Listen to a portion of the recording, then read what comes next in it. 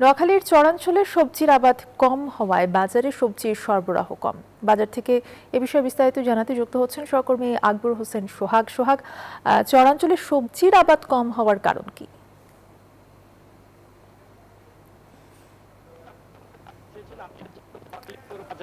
আমি একটু জানাচ্ছি, বৃষ্টি কমায় আসলে চরাঞ্চলে উৎপাদন কম হয়েছে, তার কারণে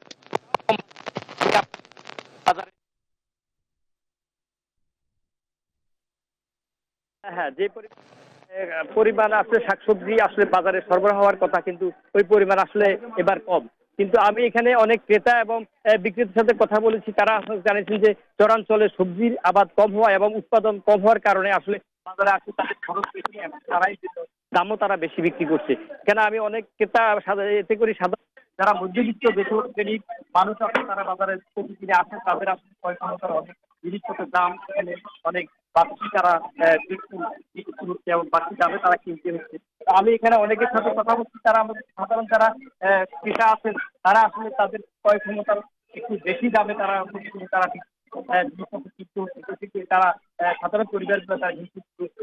সব মিলে আসলে এবছর চরাঞ্চল উপকূলীয় অঞ্চলের উৎপাদন দিয়ে, কৃষি উৎপাদন দিয়ে আসলে নোয়াখালীর বিভিন্ন অঞ্চলে আসলে কৃষি শাক সবজি বিভিন্ন আসলে সরবরাহ হয়ে থাকে বাজারে। তারা প্রচুর পরিমাণে তারা এই কমে তারা খাদ্য এবং পাশাপাশি তারা কৃষি